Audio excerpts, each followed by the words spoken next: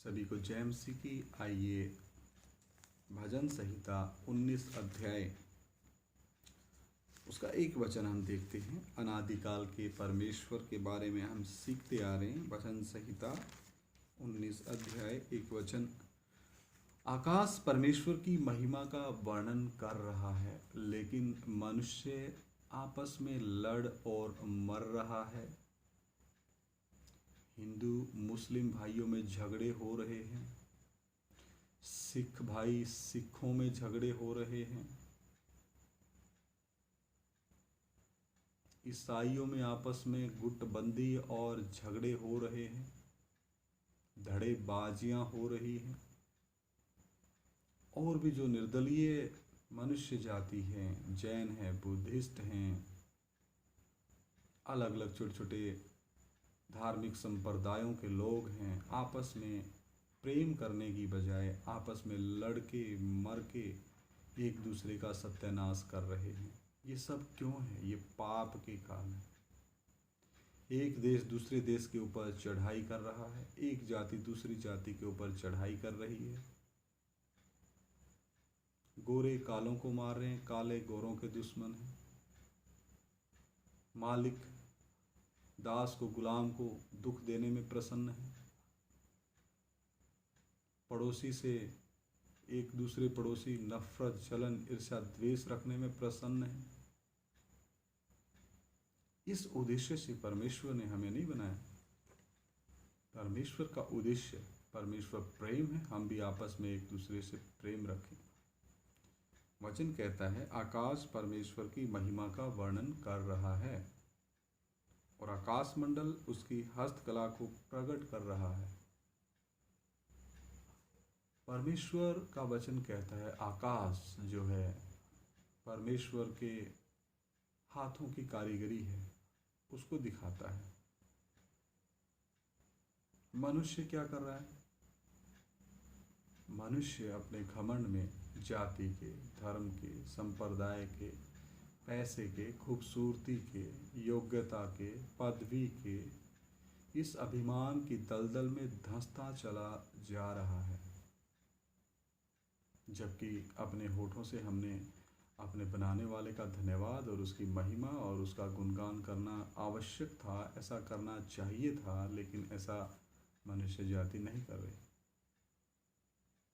एक और हम वचन देखते हैं। भजन संहिता 24 का 1। पृथ्वी और जो कुछ उसमें है यहोवा ही का है, जगत और उसमें निवास करने वाले भी। पिछले पार्ट में भी हमने इस वचन के ऊपर मनन किया था कि जो समस्त पृथ्वी है ये परमेश्वर के हाथों की कारीगरी है और जो कुछ उसमें है यानी कि पृथ्वी में है यहोवा ही का है। सब कुछ, जगत और उसमें निवास करने वाले भी। तो जगत और उसमें निवास करने वाले मनुष्य जब सब परमेश्वर के हैं तो फिर उनका कर्ता और आत्माओं का पिता और उद्धार करता एक ही परमेश्वर हुआ। तो फिर मनुष्य जाति को समस्या या प्रॉब्लम नहीं होनी चाहिए उस एकमात्र सच्चे परमेश्वर के सामने घुटने टिकाकर अपने पापों और श्रापों की माफ़ी के लिए, मन फिराने के लिए, तौबा करने के लिए कोई समस्या या रुकावट नहीं आना चाहिए। और इन अंत के समय में ये मौका, ये समय हर एक भाई बहन, बेटियां, बुजुर्ग माता, बुजुर्ग पिताजी सभी के लिए जो अपने अपने धार्मिकता के वस्त्र, अपनी अपनी पवित्रताई के वस्त्र पहने। प्रभु का वचन कहता है मनुष्य के सारे काम मैले चिथड़े के समान है। मनुष्य के सारे धर्म के काम मैले चिथड़े के समान है। हम उद्धार को कमा नहीं सकते किसी भी कीमत पर। इजरायलियों ने बहुत कोशिश कर लिया, इजरायली उद्धार को कमा नहीं सके। जब समय पूरा हुआ, परमेश्वर का मेमना प्रभु यीशु मसीह अनुग्रह के युग में देहधारी हुआ, परमेश्वर देहधारी हुआ। उसके पश्चात अनुग्रह ही से और उसकी मौत, हमारे पाप और श्रापों को क्रूस पे लेके जान दी। अनंत काल की जो अधोलोक की पीड़ाओं में भी आत्मिक तौर पे हमारे स्थान पर कीमत दी। तीसरे दिन मुर्दों में से जी उठे। उसके पश्चात अनुग्रह ही से, विश्वास के द्वारा अनुग्रह ही से हमारा उद्धार हुआ है। उद्धार एक दान है, इसको हम कमा नहीं सकते। तो जब सब कुछ परमेश्वर का है तो मनुष्य जाति को समस्या नहीं होनी चाहिए अपने उस परमेश्वर के सामने आकर के अपने आप को पापी और अपने पापों की माफ़ी के लिए याचना करने में। भजन संहिता 29 का 10 देखते हैं।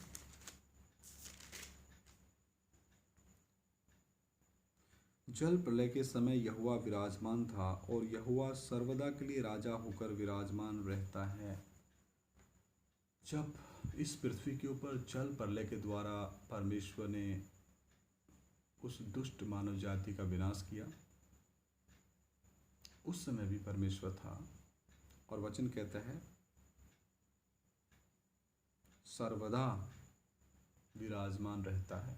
परमेश्वर अल्फा और ओमेगा है, उसकी ना कोई शुरुआत है ना कोई उसका खात्मा है। तो मेरी विनती है सभी से, ऐसे एकमात्र प्रेमी सच्चे परमेश्वर के पास आएं, आप इसे जानें, आप ऐसे परमेश्वर को चख कर देखें। वचन कहता है चखो ते देखो यहोवा कैसा भला है। मैंने इस परमेश्वर को चख कर देखा है। ये परमेश्वर बहुत स्वाद में मीठा लगता है, इसके प्रेम में मीठापन है।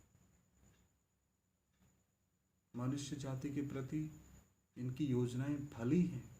परमेश्वर की योजनाएं भली हैं। परमेश्वर भला है, परमेश्वर प्रेमी है, परमेश्वर प्यार करने वाला, सदा विराजमान रहता है, अनंत काल का राजा है, आत्माओं का पिता है।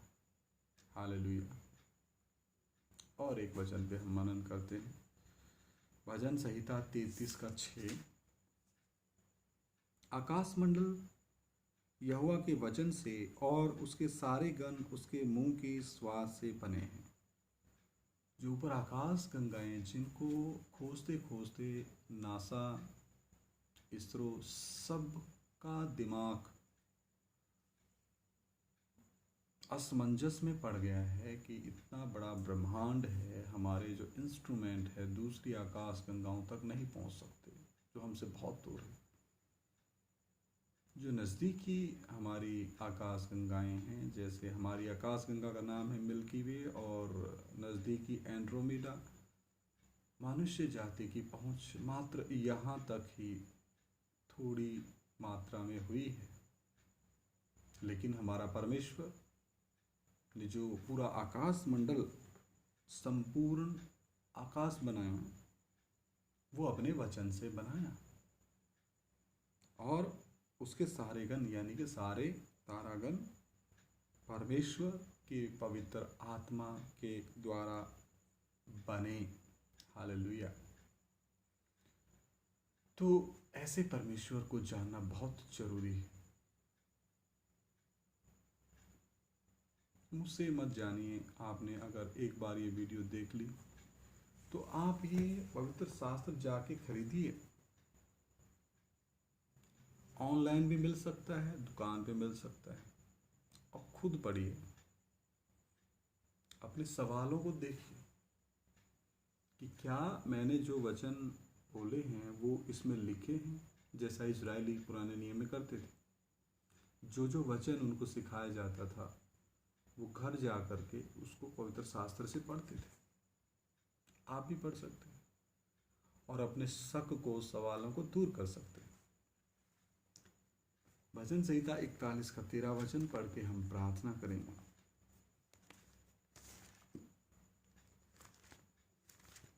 भजन संहिता 41 का 13। इज़राइल का परमेश्वर यहोवा आदि से अनंत काल तक धन्य है। आमीन फिर आमीन। इज़राइल का परमेश्वर यहोवा आदि से अनंत काल तक धन्य है। आमीन फिर आमीन। तो आदि से है हमारा परमेश्वर। इसलिए ये जो विषय का नाम रखा अनादिकाल का परमेश्वर, यानी कि सबसे पहला और सबसे आखिर तक अनंत काल तक रहने वाला परमेश्वर। तो आइए सर झुकाएं, प्रार्थना करें। महान जीवते परमेश्वर अनुग्रहकारी प्रभु, मैं आपका शुक्र करता हूँ, धन्यवाद करता हूँ पिता, आपने हमें संभाला, आपने हमें चलाया, आज तक एक एक सांस आपने मुहैया कराई, एक एक सांस आपकी दया, अनुग्रह, फजल, बरकत, प्रेम को दिखाता है। प्रभु आप हमारी ज्ञान बुद्धि समझ खोलो ताकि तेरा जीवता वचन हम सीख करके मजबूत हो जाएं और प्रभु आखिरी सांस तक वफादार बने रहें। हमारा आत्मिक रिश्ता आपके साथ मजबूत हो जाए। प्रभु यीशु मसीह के सामर्थी और पवित्र नाम से मांग लेते हैं, सुनो और ग्रहण करो। आमीन। सभी को जय मसीह की। परमेश्वर हम सभी के साथ हो और इन सब बातों से हमारे परमेश्वर को ही महिमा मिले। सारा आदर, महिमा, जलाल लेने के लायक हमारा परमेश्वर है। हम मिट्टी हैं, वो हमारा कुम्हार है और हमारा परमेश्वर हमें लेने बहुत जल्द आ रहा है। जय मसीह की।